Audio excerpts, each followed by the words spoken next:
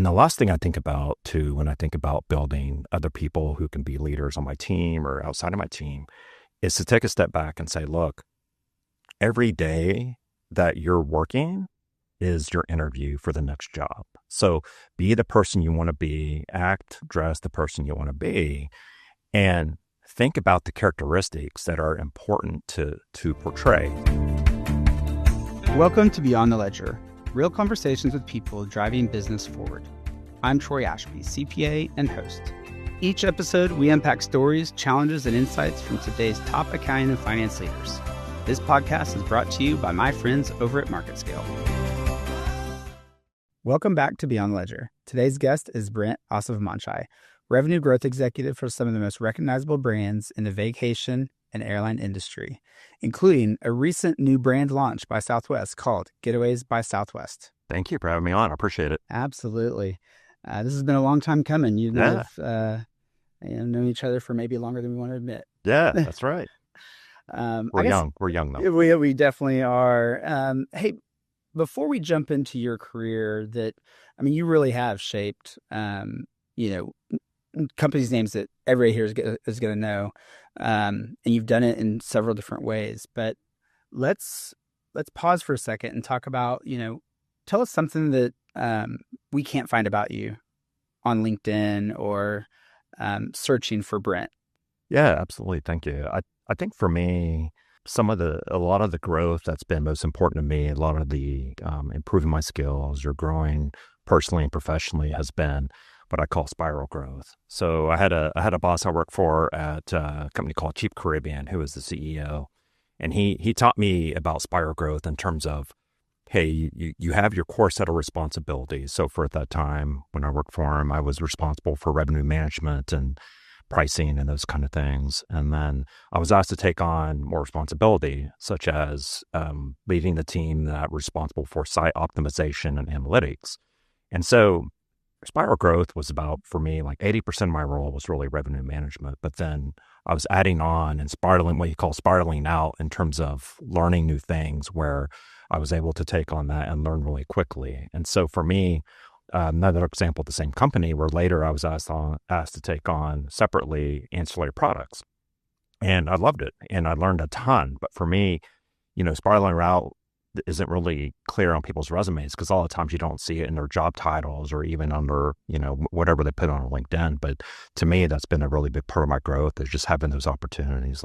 So how would somebody, I like this concept. How does somebody pursue that? Is that because you've got a good manager, or is that because of something that you're seeking after? Yeah, absolutely. I think it's both. I think for me, I've had really good managers who identified that I may have skills that could be translatable into those things. And they needed someone at that time to step in where maybe someone left the company and they say, hey, we know Brent can lead this and he has the aptitude. And so it's been partly that. It's been partly where a lot of times I would ask for those opportunities. And when those things came up, they were given to me because I was doing well in my current role. So yeah, it was very good opportunities for me. One of the things that you and I talked about, and what we've talked about over the years, is you've had this, I think, a really unique. I've loved watching your career because, 3 major airlines, vacations, and you've made significant. Your group and you as a leader have made significant changes to these companies. Is there something that stands out, or what is that? Because you're a very smart person, right? But Sometimes. I did go to high school with you, I know, and college. Tell me how you've been able to make such an impact at these large organizations, and how do you navigate that to be seen? That's a great question. I think for me, it's about relationships, number one. I think, particularly, I'll take Southwest Airlines. When I came into the company, one of the first things I did was identifying a lot of peers who I may not work with them directly every day, and I may not have, a lot of projects with them currently, but I started building those relationships. I set up a lot of coffee chats where, hey, we just started building a relationship. And then over time, I started learning from them. They learned from me. And then before I knew it, our roles started intertwining, where I was working on similar projects or working on projects we were both on. So for me, it's been about, how do I build those relationships? I think the second thing for me is about trying to broaden my horizons. I know early in my career, and I don't, hopefully none of my people who work for me now hear this, but I know early in my career, particularly, I rotated quite a bit. So I had a lot of rotational growth in a good way where I moved from supply chain management and then into sales and into marketing and then into revenue management. All these are very different functions. And for me, I think getting that broader picture of the business helps me today to work with a lot of those teams a lot better because I understand their roles better. I can relate to them. I can sympathize with them. And it helps me to just have a broader perspective. So I think those two things about relationships and then just trying to build a broader perspective over time with knowledge that's broader than just my current role has been really important to me. I think there's so much about like who you know, how you treat them, those relationships, especially internally. Is that something that you've got to force yourself to do? Meaning, like, are you an introvert or an extrovert? Is this like against the grain, but you know it's good for the company and for you? Yeah, I think my natural inclination is just to go in and focus and work really hard, right? Yeah. I'm a really hard type A type of worker, right? But I think I learned over time, I would say I'm an extrovert introvert as one of my team called me before, since I was the most extroverted team on a team full of introverts. We're all analytical, Oh, right? interesting. But I think for me, I had to make a conscious decision to do it, to go and spend that time to really set those coffee chats up. Because for me, I'm just focused on work a lot of times. And I realized, like, if I don't build those relationships, then I'm not going to have those down the road. So it has been something I had to make a conscious decision to do. An extroverted introvert is what I was told by my team. All right. So, but so your natural resting place, though, you're an introvert, so you need rest to recover, but you can be an outgoing. Absolutely. Yeah. Okay. All right. I was just trying to define what extroverted, introvert. I'm probably a mix, Maybe hybrid. Did you coin that word? I mean, maybe no, you did. my team told me that. I don't know. They told me that. So yeah, I would say I need rest, but I do like interacting with people a lot. So it's a mix. Yeah. These companies you've worked for, and you pick because you've had mergers, integrations, you've had new products, you've taken on a lot. You've had a lot of great opportunities. Something stick out to you as something before we'll talk about the Southwest, but I want to save that one for a little bit. I'm really excited about that one too. But talk about some of these other things and how did you manage through some of this change? Yeah, absolutely. I think one of the things that I really enjoyed and learned a ton from was when I went through a merger and acquisition opportunity. So I worked for a company called Apple Leisure Group. And at the time, for Apple Leisure Group, I was responsible for the revenue management and competitive intelligence for two of the brands, cheapcaribbean.com and Beachbound. And we merged with a company called Mark Travel, who was also another big travel company. And I was asked at the time to take on two of their brands that they had, which was United Airlines Vacations and Southwest Airlines Vacations at the time. And it was really fascinating because I could take a step back and see all these different brands. And what I saw was that every brand had best practices that were unique to them. So whether it be technology, processes, strategy, or people, they all had best practices. I was really lucky because I had the opportunity to then shape that going forward. When I was able to sort of make a catalog of what we need to do and think about the best practices, I was able to take best practices from one brand or a different brand and apply them to all. I was really lucky to have that opportunity. And so we laid out a roadmap of, hey, we're going to take this best practice and roll it out to other brands. For example, Mark Travel, they had really strong best practices in terms of how they handled a lot of their hotel interactions and brought in the hotel inventory and how they managed their hotel merchandising. And then Apple Leisure Group, on the other hand, we had built really good capabilities at how we took in competitive price data, booking data, and then automated that in a way where we could analyze it really quickly without a lot of manual or operational work and then make pricing decisions off of it. And I think back to one situation where I was able to take a lot of those best practices from Apple Leisure Group in terms of automation and so forth and apply them across all the brands. And what I saw was our brand, like we progressed really heavily across all our brands because all of a sudden the other brands leveraged this and we made much better decisions. We moved much quicker. But what I also saw was how important it is to think about all these pieces together in terms of technology, processes, people, and strategy. I had an employee who I inherited from the Mark Travel side, great employee, had worked at the company for over 20 years.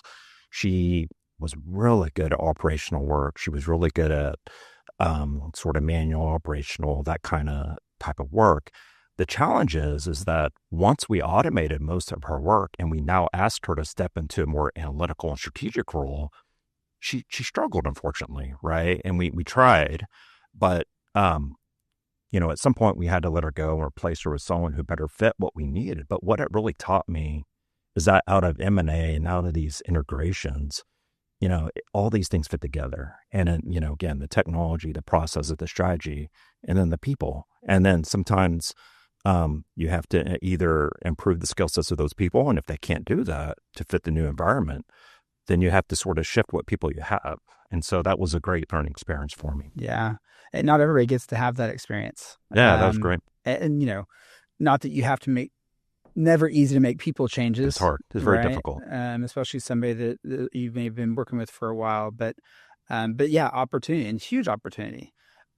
So that was mid in your career. Is that? Yeah, that's probably mid-career. Yeah, at point. Yeah, because you had another opportunity too, or am I mistaken? In M&A or that was probably early in my career. Yeah, I had Okay. opportunity early in my career to help M&A between when American Airlines bought Travel or TWA back in the day. I'm aging myself, so that was really interesting too because again, that was a lot of learning about processes and technology and so forth, and sort of just learning from those things and really understanding like, hey, you can leverage best practices, but you also have to think the big picture of how all the other impacts that are going to happen once you do those kind of things. Yeah. All right. So going through some of all these, post M&A change that's coming along, AI is coming along. You've been a leader now for quite a while. Curious to hear kind of your leadership style and kind of how you keep your team motivated or how you retain them or all those different things that come along with leadership. Yeah, absolutely. I think my leadership style is really, how do I lead by example? How do I try to focus on my people and develop them? And how do I try to build relationships with them over time in a way that's not too personal, but at the same time, and you want to be personal, but at the same time, how do you find ways where they know they can trust that you have their best interest? And so for me, what I like to do the first couple months someone joins my team or I inherit them or whatnot is I like to sit down and really have a developmental discussion. And that's not a bad way. It's not like, hey, you're not performing or anything like that. It's really, hey, I want to get to know like what you're looking to do in your career. And if I can understand that better, then it means I can help steer certain projects your way or help focus some of your development in certain ways. Particularly like in leadership. I know for me, when I think of developing leaders or people who want to be leaders on my team or who have the aptitude, one of the things I start small. And if I know they want to be there at that leadership level someday, I like to take a step back and go, okay, well, it starts now, not when that role is posted and you want to move into that role, because I think a lot of people have that perception.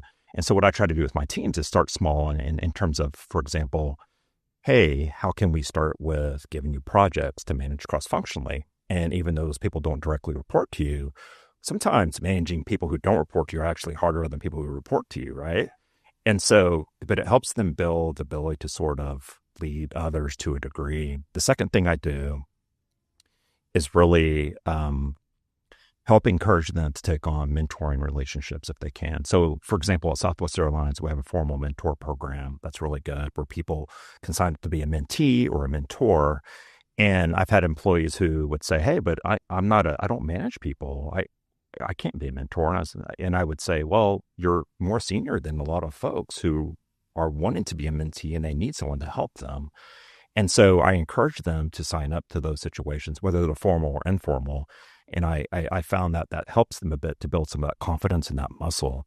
And the last thing I think about too, when I think about building other people who can be leaders on my team or outside of my team, is to take a step back and say, look, every day that you're working is your interview for the next job. So be the person you want to be, act, dress the person you want to be, and think about the characteristics that are important to portray. So being proactive, taking ownership, treating the business as if you're an owner, and then helping others around you if you see that they can be mentored. And so what's important for me is that they understand that wanting to be a leader and getting you there starts today in terms of all these things I just mentioned. But then, your every day and how you work is really your interview for that next step, as opposed to just walking into the interview and saying what you want to say. They're both important. Don't get me wrong. Interviews are important. But if you're not living that every day, then you're going to struggle to really move into a leadership role, and other people will struggle to see you as a leader as they didn't see you act those ways that you're expecting, Right. as you're trying to expect them to act. So, all right. So you've brought somebody, a new person's come into your team. You've either hired them or transferred. You have this meeting, which, by the way, is brilliant because you're showing them that you're invested in their career. So that's an immediate, like, okay, this guy's got my back. What does that cadence look like, if there is a cadence? Everybody's got different philosophies on this, right? With folks on your team, whether they're a leader or aspiring leader, to help them keep moving that needle? Is there a cadence, or are they setting things up? What does that look like to Brent?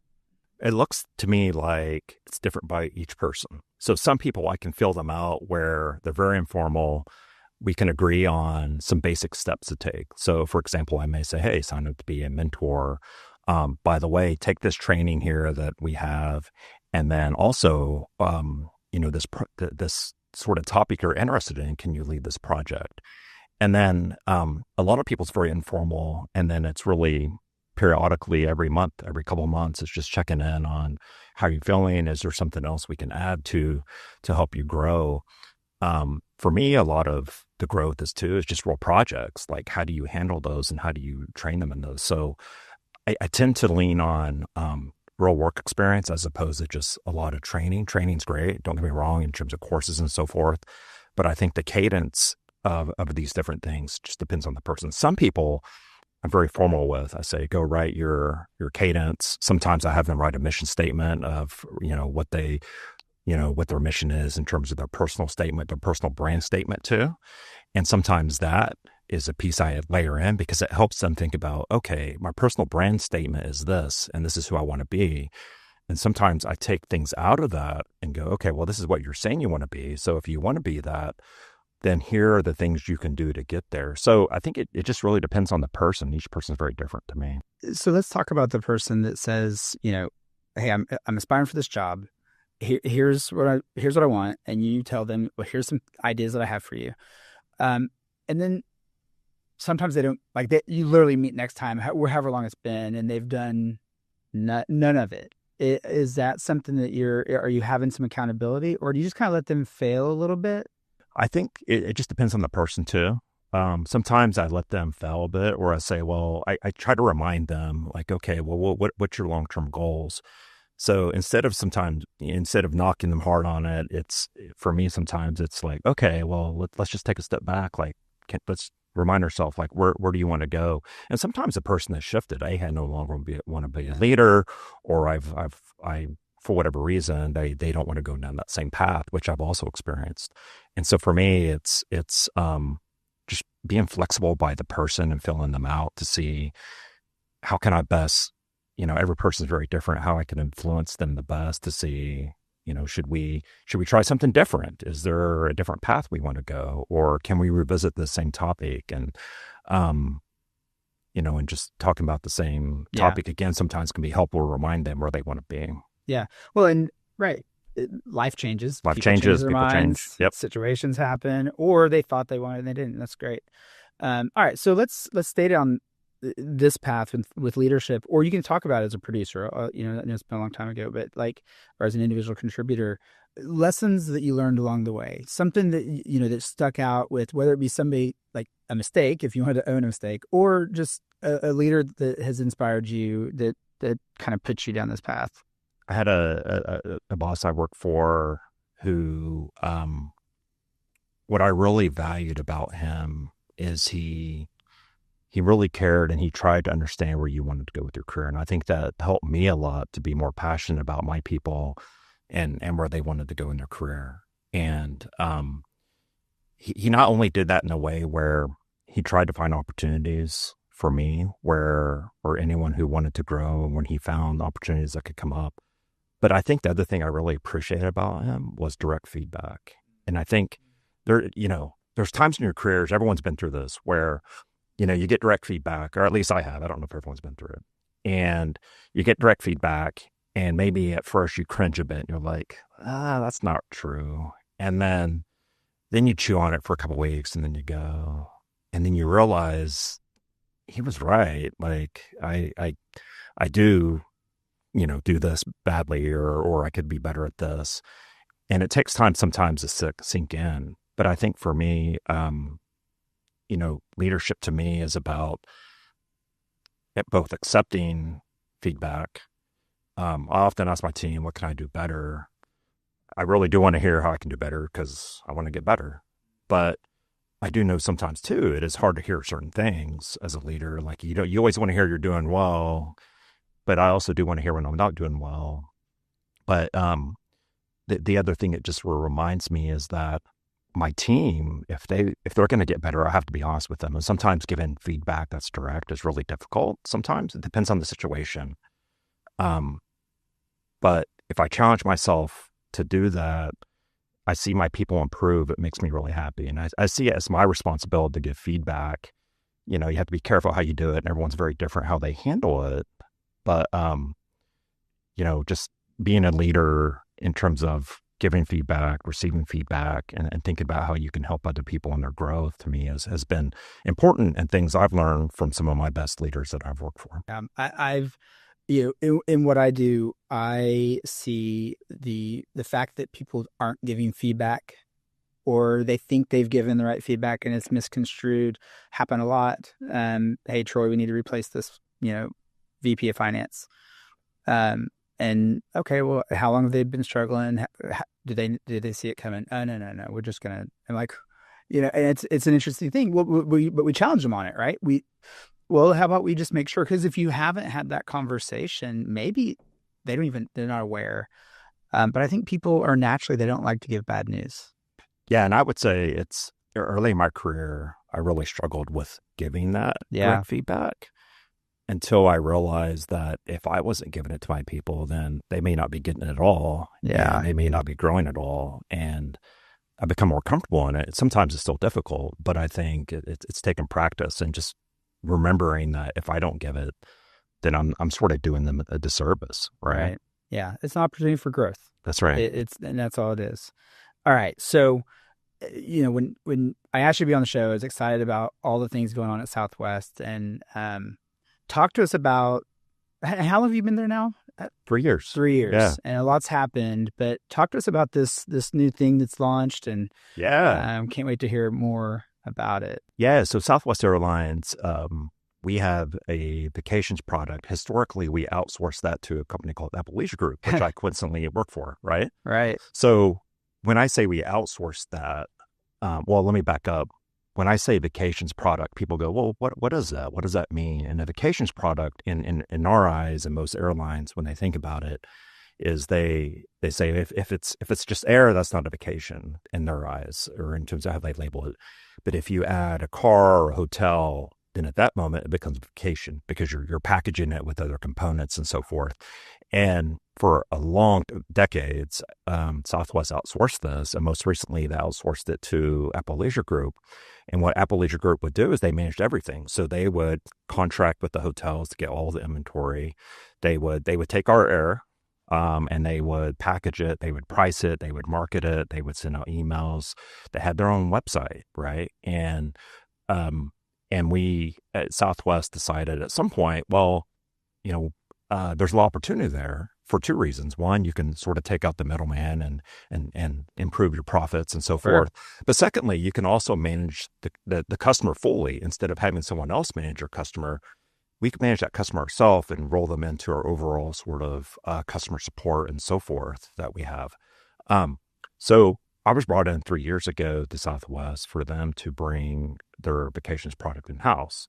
and that product's called Getaways. And it's been exciting because my role is it's very multifaceted. So revenue strategy, pricing, analytics, but I also get super involved in really helping bring a lot of different pieces together, right? For example, I manage the booking engine operations, my team does, and we get very involved in a lot of discussions, whether it's user experience of how to improve some of the website. We design a lot of the website functionality or booking engine functionality at different pieces of it, as well as getting involved closely with marketing and developing strategies on personalization and all these kind of things. So I've had the opportunity to really, because we're a startup within a big company, right, it's super cool because you have a lot of these resources around you, but I get to wear a lot of different hats and help influence a lot of different things because we're a startup and you have to wear a lot of different hats, right?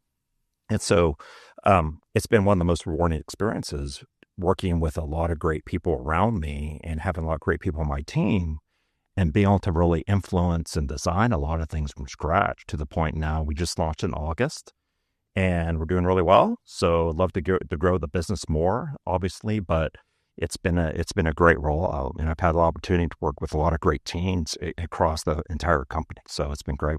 So let's double click on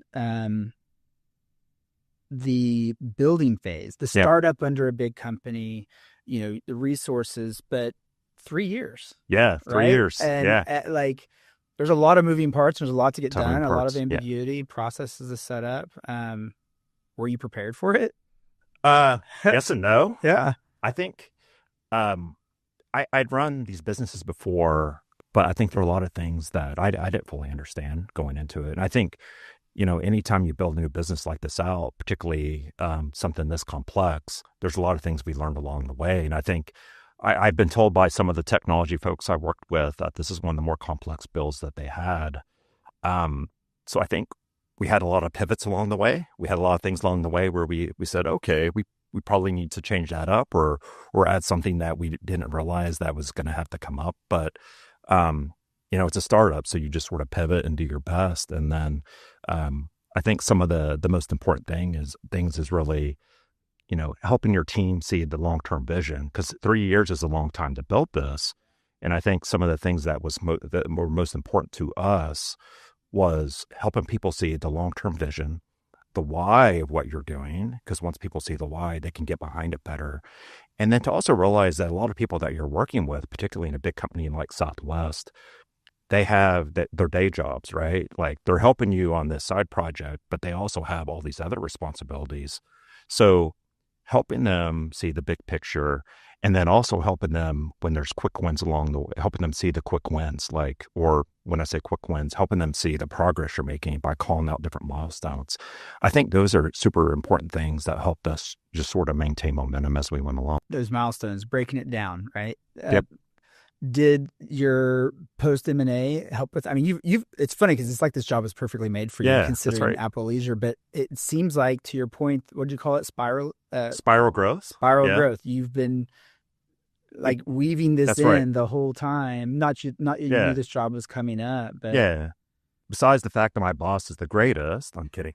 Phil is terrific, but besides having a great boss who helped us keep us sort of aligned, I think the other things that did help me is, I've had this broad experience through spiral growth and so forth, and rotational growth through different roles. So, having managed site optimization for a company before, having managed revenue management, marketing, I've redesigned booking engines with my old company. Having been involved in marketing and doing email marketing strategy, all these things help me to work better with others. And when we rolled out, because I had to get involved in a lot of different things to help support or to help guide, or where sometimes we had gaps where, as a startup, you have to wear a lot of different hats, and so you're getting involved in a lot of different things. And then I think too, as a startup, you don't hire for every single function because you're a startup. You have to manage.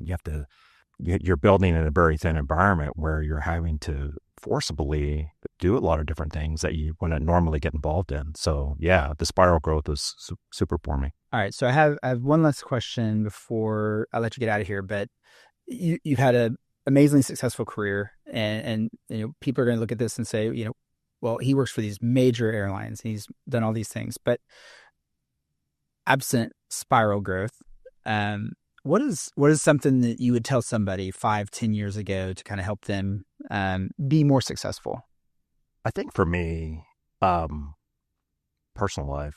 I think I've known you for a while, and I was single until I was 41 years old. I love to tell this joke. My wife doesn't like it, but I love to tell this joke. No woman was desperate enough to marry me until I was 41, and so. But what that tells me is that I worked a lot of hours. My career. I was a hard worker, but I would, in the past 5 years. As you know, I've had a 2 daughters, a 4-year-old and a 3-year-old, and I don't do the best. I'm not the best about work-life balance yet, right? I need to get better. I know the last 6 months have been really difficult with a lot of the product launch we've had, but for me, taking a step back, that's been the thing that's really kept me going. It made me happier. It made me more productive. It's just having a family life that I really was really happy with, right? Getting married and then having 2 daughters pretty quickly has just been the best thing ever. So the advice I would give to someone is don't have that work-life balance. Have whatever balance people want. Some people don't want families. That's fine. But make sure you have that balance of something in your life that's much, much larger than just work. Yeah. That's for me. I hear it a lot, right? Yeah. And it's interesting because it's the only regret that some people end up even going to their grave with is not spending enough time with family. But then you look at somebody that's been so successful and you're like, but you just told us that you worked hard and now look where you got. Yeah. But I get it, right? Try to find a way to balance because there's always going to be work. That's right. That's right. That's exactly right.